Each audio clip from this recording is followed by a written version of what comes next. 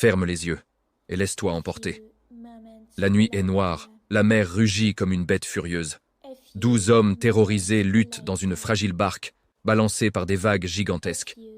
Ils ignorent encore qu'ils vont vivre l'un des miracles les plus époustouflants de toute la Bible. Un miracle qui va faire trembler leur foi, révéler leur peur la plus profonde. Et surtout, montrer la main de Jésus qui ne lâche jamais. Cette nuit-là, tout va basculer pour Simon-Pierre, et peut-être aussi pour toi. Bienvenue sur les récits bibliques. Si tu aimes être transporté au cœur des Écritures comme jamais auparavant, abonne-toi tout de suite, active la cloche et reste jusqu'à la fin, car cette histoire va te marquer pour toujours. Allons-y. Jésus et Pierre sont maintenant côte à côte, marchant sur l'eau, la tempête commençant à s'apaiser. Ils rejoignent la barque où les disciples, émerveillés, les observent avec une foi renouvelée. Ce miracle nous rappelle que même dans nos plus grandes peurs, la main de Jésus est toujours là pour nous soutenir. N'oublie pas de t'abonner pour plus de récits inspirants. À bientôt pour le chapitre 1. Ferme les yeux un instant et laisse le vent salé te fouetter le visage. La journée avait été glorieuse. 5000 hommes, sans compter les femmes et les enfants, avaient suivi Jésus jusqu'au désert. Ils étaient venus affamés, malades, désespérés. Et ils étaient repartis le ventre plein, le cœur guéri, les yeux éblouis. Avec seulement 5 petits pains et 2 poissons, le maître avait multiplié la provision jusqu'à ce que 12 paniers débordent encore. La foule criait « C'est le prophète! C'est le roi !» Les disciples eux-mêmes avaient ressenti leur poitrine se gonfler d'orgueil. Ils marchaient aux côtés de celui qui commande aux éléments. Mais au moment où le soleil commençait à disparaître derrière les collines, Jésus fit quelque chose d'étrange. Il leva la main. Le silence tomba sur la foule. Puis, il se tourna vers ses 12 compagnons et dit d'une voix calme, presque trop calme. « Montez dans la barque, traversez de l'autre côté du lac, je vous rejoindrai plus tard. » Les disciples se regardèrent, surpris. Pourquoi les renvoyait-il seuls? Pourquoi ne venait-il pas avec eux? Mais personne n'osa discuter. Ils obéirent. Les cordages furent détachés, les rames plongèrent dans l'eau, encore paisible, et la petite barque s'éloigna lentement du rivage. Sur la montagne, Jésus resta seul. Il monta plus haut, là où le vent est plus pur. Il s'agenouilla et il pria. Pendant ce temps, la barque filait sur le lac de Galilée. Les disciples ramaient en silence, encore émerveillés par la multiplication des pains. Pierre, à l'avant, serrait fort la barre. Jean et Jacques échangeaient des regards complices. André fredonnait un psaume à mi-voix. Tout semblait parfait. Mais la nuit tomba d'un coup, et avec elle, la tempête. Au début, ce ne fut qu'un souffle froid qui fit frissonner les voiles. Puis le vent se mit à hurler. Le lac, si calme quelques heures plus tôt, se transforma en une bête rugissante. Des vagues hautes comme des maisons se dressaient soudain, noires, écumantes, prêtes à tout engloutir. La barque fut soulevée, puis précipitée dans des creux abyssaux. L'eau glacée s'engouffrait par-dessus bord, trempant les vêtements, brûlant les yeux, remplissant les bouches de sel et de terreur. Les disciples criaient, pour se faire entendre, « Ramez! Ramez plus fort ! On est repoussé vers le large. On va couler !» Pierre, les muscles noués, les veines saillantes sur ses avant-bras, ramait comme un forcené. Ses mains saignaient. Son cœur battait si fort qu'il couvrait presque le bruit du tonnerre. Il repensait à toutes les tempêtes qu'il avait connues en tant que pêcheur. Mais jamais, jamais une comme celle-ci. Et au milieu du chaos, une pensée terrifiante les traversa tous. Pourquoi Jésus nous a-t-il envoyés seuls? Ne sait-il pas que nous allons mourir? La 4e veille de la nuit arriva, 3 heures du matin. L'heure la plus sombre, l'heure où même les plus courageux perdent espoir. Les disciples n'avaient plus de force. Leurs bras tremblaient, leur voix était cassée. Certains pleuraient en silence, d'autres priaient à voix haute. La barque n'avançait plus. Elle tournoyait, jouait misérable entre les griffes de la mer. C'est alors que cela arriva. Une silhouette, là, sur l'eau. Une forme humaine qui marchait tranquillement au milieu des vagues déchaînées, comme si le lac était un chemin pavé de marbre. Les disciples hurlèrent de terreur. « Un fantôme ! C'est un esprit! Nous sommes maudits !» La peur les paralysa. Même Pierre, le plus hardi, sentit ses cheveux se dresser sur sa tête. Mais alors, une voix. Une voix qui traversa le vent, les vagues, la panique, et qui toucha directement leurs âmes. Rassurez-vous, c'est moi. N'ayez pas peur. » Cette voix, il la connaissait. Cette voix qui avait calmé la tempête une fois déjà. Cette voix qui avait ressuscité des morts, pardonné des pécheurs, multiplié des pains. C'était lui, Jésus, marchant sur la mer. Pierre sentit son cœur faire un bond violent dans sa poitrine. La peur laissa place à quelque chose de plus grand, une audace brûlante, presque folle. Il se pencha par-dessus le bord de la barque, les cheveux collés au visage, les yeux rivés sur cette silhouette lumineuse, au milieu du chaos, et il cria de toutes ses forces, « Seigneur, si c'est vraiment toi, ordonne-moi de venir vers toi sur les eaux. » Un silence stupéfait tomba sur les 11 autres disciples. Ils le regardèrent comme s'il avait perdu la raison. Mais Jésus, sans une seconde d'hésitation, répondit simplement, « Viens !» Un seul mot qui contenait tout le pouvoir de l'univers. Et Pierre le pêcheur impulsif, le cœur en feu, posa un pied hors de la barque. Son pied toucha l'eau, et l'eau devint solide. Il posa l'autre pied, et il se tint debout, sur la mer. Les vagues continuaient à rugir autour de lui, mais sous ses sandales, l'eau était comme du verre. Il fit un pas, puis un autre, puis un troisième. Pierre marchait sur l'eau, vers Jésus. Chaque pas était un miracle. Chaque vague qui s'écrasait à ses côtés semblait s'incliner devant sa foi. Les disciples, bouche bée, ne pouvaient plus parler. Ils assistaient à l'impossible. Et Pierre, il souriait. Ses yeux étaient fixés sur Jésus. Rien d'autre n'existait. Ni le vent, ni les vagues, ni la nuit noire. Seulement le regard de son maître qui brillait dans l'obscurité comme une étoile. Et tant qu'il regardait Jésus, il marchait. Imagine, le vent hurle toujours comme 1000 démons. Les vagues se dressent plus hautes que la barque elle-même. Et pourtant, au milieu de ce chaos infernal, un simple pêcheur de Galilée marche sur les eaux. Pierre avance, pas à pas. Chaque enjambée est un miracle vivant. Sous ses sandales trempées, la mer est devenue un chemin de cristal. Les vagues, qui auraient dû l'engloutir, s'écartent respectueusement, comme si la création elle-même, inclinait devant la foi un homme qui regarde son Seigneur. Ses yeux sont rivés sur Jésus. Rien d'autre n'existe. Ni le froid qui lui mord les os, ni le sel qui brûle ses plaies, ni les cris de ses frères restés dans la barque. Il n'y a que ce regard d'amour, de puissance et d'invitation qui l'appelle encore et encore. Viens, viens plus près. Et Pierre sourit au milieu de la tempête. Un sourire immense, presque enfantin. Il sent le vent dans ses cheveux, il sent la puissance de Dieu couler dans ses veines. Pour la première fois de sa vie, il comprend ce que signifie vraiment marcher par la foi et non par la vue. Il marche sur l'eau. Lui, Simon le fils de Jonas, le pêcheur impulsif, l'homme aux 1000 défauts, il est en train d'accomplir l'impossible parce que ses yeux ne quittent pas Jésus. Dans la barque, les 11 autres disciples sont pétrifiés. Jean a les larmes aux yeux.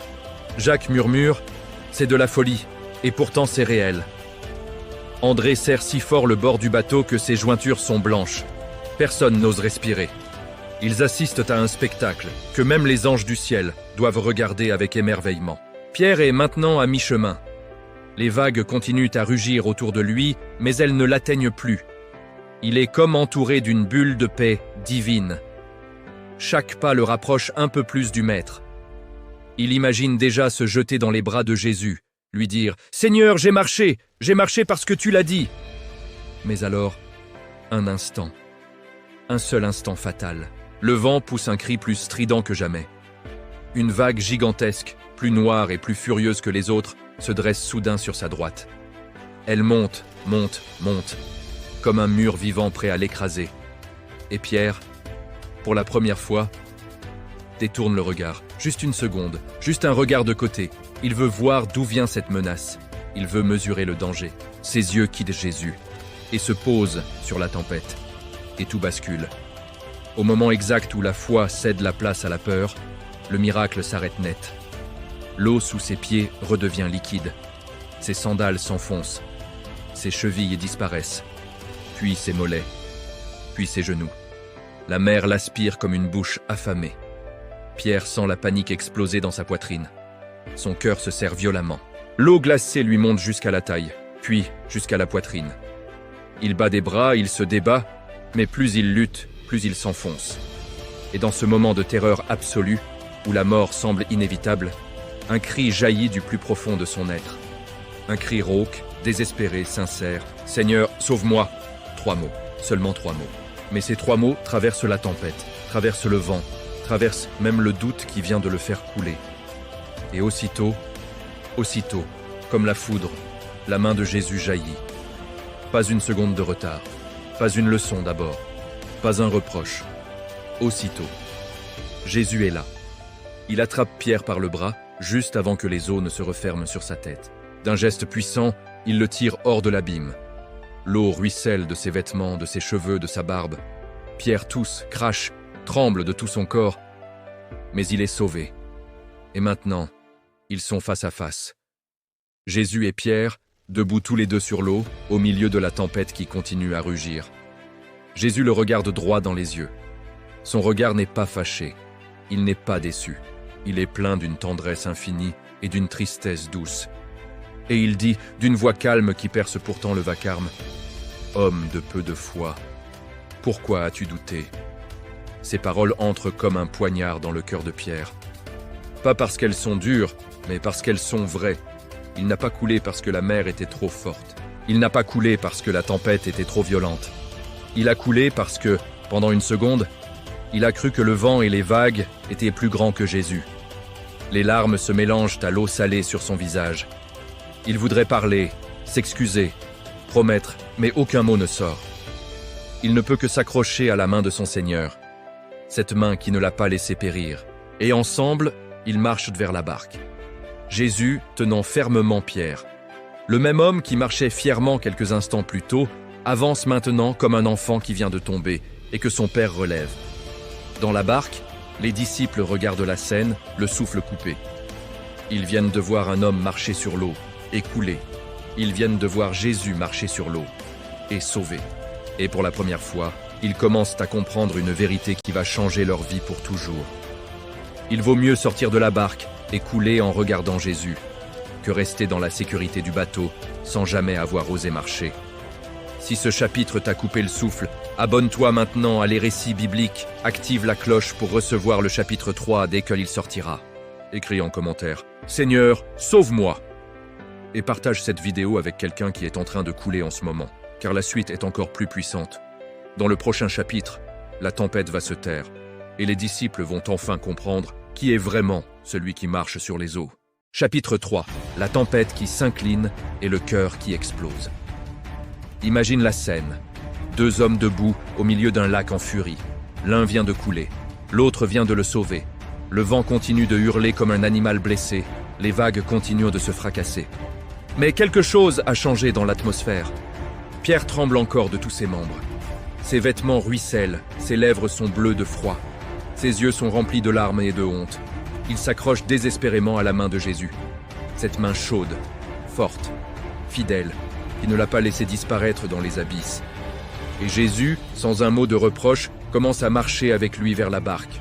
Chaque pas est un miracle.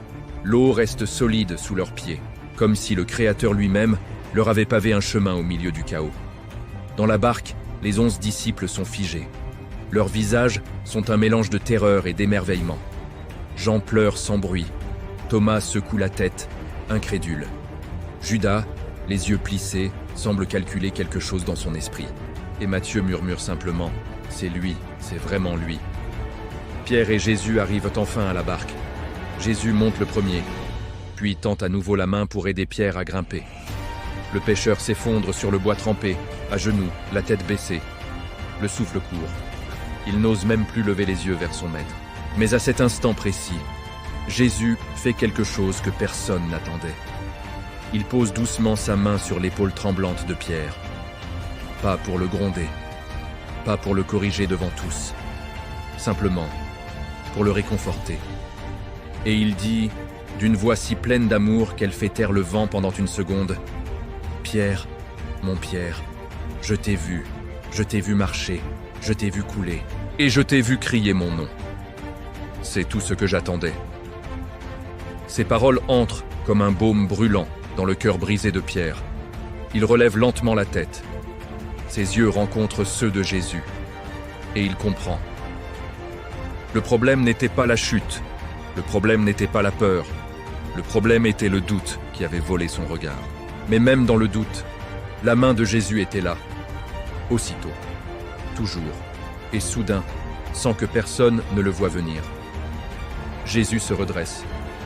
Il se tient debout au milieu de la barque, les vêtements encore ruisselants, les cheveux collés au visage. Mais son regard est celui d'un roi. Il lève lentement les deux mains vers le ciel déchaîné, et il parle. Pas un cri, pas une longue prière, juste un ordre, prononcé avec une autorité qui fait trembler les fondations du monde. Silence, paix, calme-toi. 3 mots. 3 mots qui traversent la nuit comme une épée de feu. Et à cet instant, le miracle le plus spectaculaire de la nuit se produit. Le vent s'arrête net, comme si quelqu'un avait coupé le souffle de la terre entière. Les vagues, qui quelques secondes plus tôt bondissaient comme des monstres, retombent d'un coup. Aplaties, soumises, obéissantes. La mer devient un miroir. Lisse, paisible, brillante sous la lumière de la lune. Le silence qui suit est si profond qu'on entend seulement le clapotis doux de l'eau et les battements affolés des 12 cœurs. Les disciples regardent autour d'eux, bouche ouverte, les yeux écarquillés. La tempête qui les avait presque tués pendant des heures a disparu en une fraction de seconde, et ils tombent tous à genoux. Pierre, encore à terre, lève des yeux remplis de larmes vers Jésus et murmure d'une voix cassée. « Tu es vraiment le Fils de Dieu. » Un par un, les autres reprennent ces mots, d'abord en chuchotant, puis de plus en plus fort, jusqu'à ce que leur voix s'élève dans la nuit calme comme un chant de victoire. « Tu es véritablement le Fils de Dieu. » À cet instant, ils ne voient plus seulement un maître, ils ne voient plus seulement un guérisseur, ils voient que le roi de la création. Celui à qui le vent et la mer obéissent, celui qui marche sur les eaux et qui calme les tempêtes d'un seul mot. Et Jésus, il les regarde tous, un par un, avec une tendresse infinie. Il s'assoit au milieu d'eux, encore mouillé, encore humain, et il leur dit doucement : « Pourquoi avez-vous eu peur ? N'avez-vous pas encore compris ? Je ne vous ai jamais abandonné. Même quand vous ne me voyiez pas, je vous voyais. Même quand vous doutiez, ma main était prête. » Pierre, le visage toujours baigné de larmes, ose enfin poser la question qui brûle tous les cœurs. « Seigneur, pourquoi m'as-tu laissé couler ?» Jésus sourit, un sourire plein de compassion paternelle. « Parce que tant que tu regardais seulement la tempête, tu ne pouvais pas voir ma gloire. Mais quand tu as crié mon nom, tu as vu qui je suis vraiment. Pierre, mon ami, je ne t'ai pas laissé couler pour te punir. Je t'ai laissé couler pour que tu saches que je suis le Sauveur, même quand tu tombes. » Ces paroles restent suspendues dans l'air calme de la nuit comme une promesse éternelle. Et dans le cœur de chacun des 12, quelque chose se brise et se reconstruit en même temps. Ils viennent de comprendre que la vraie foi n'est pas de ne jamais tomber. La vraie foi, c'est de crier son nom quand on tombe. La vraie victoire n'est pas de rester dans la barque par peur.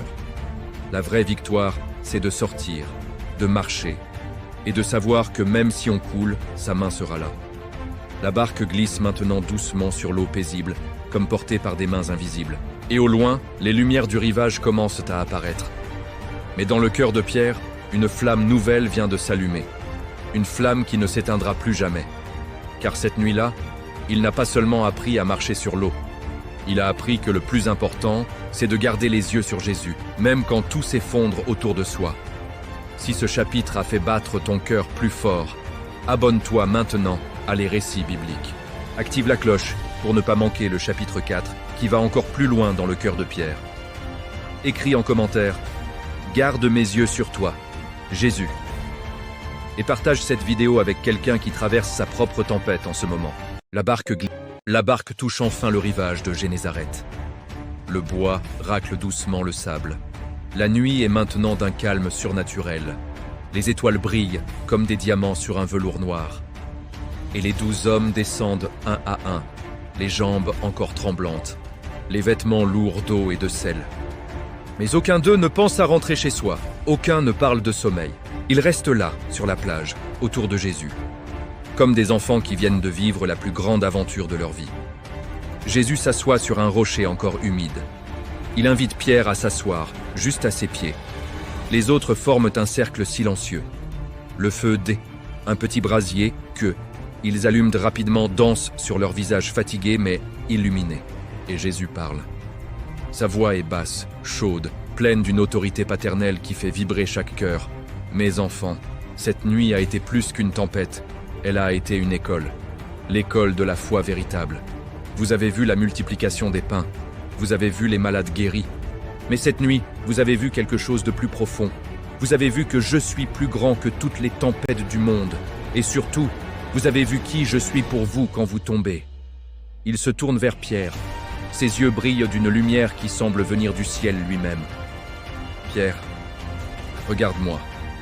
Pierre relève la tête. Son visage porte encore les traces des larmes et de l'eau salée, mais ses yeux sont maintenant clairs, déterminés. Jésus pose une main sur son épaule et dit lentement, comme il gravait chaque mot dans son âme pour l'éternité. Ce que tu as vécu cette nuit, tu le revivras toute ta vie. Il y aura d'autres tempêtes, il y aura d'autres vagues plus hautes encore. Il y aura des nuits où tu te sentiras seul dans la barque. Il y aura des moments où tu douteras à nouveau. Mais souviens-toi toujours de ceci. Quand tu crieras « Seigneur, sauve-moi », je serai là, aussitôt. Ma main ne tardera jamais. Ma main ne faiblira jamais. Ma main ne te lâchera jamais. Et Pierre sent sa gorge se serrer. Il murmure, la voix brisée. « Seigneur, je ne suis pas digne. J'ai douté, j'ai coulé, Jésus l'interrompt doucement en posant un doigt sur ses lèvres. « Chut, ce n'est pas ta dignité qui me fait tendre la main. C'est mon amour. Et mon amour ne dépend pas de ta force, il dépend seulement de ton cri. Un jour viendra, Pierre, où tu marcheras à nouveau sur des eaux bien plus dangereuses. Tu prêcheras devant des milliers, tu seras jeté en prison. Tu seras crucifié la tête en bas pour mon nom. Et même à ce moment-là, quand la dernière vague de la mort montera sur toi, tu crieras mon nom, et je serai là, je te tendrai la main, et je te ferai entrer dans ma gloire. » Un frisson parcourt tous les disciples.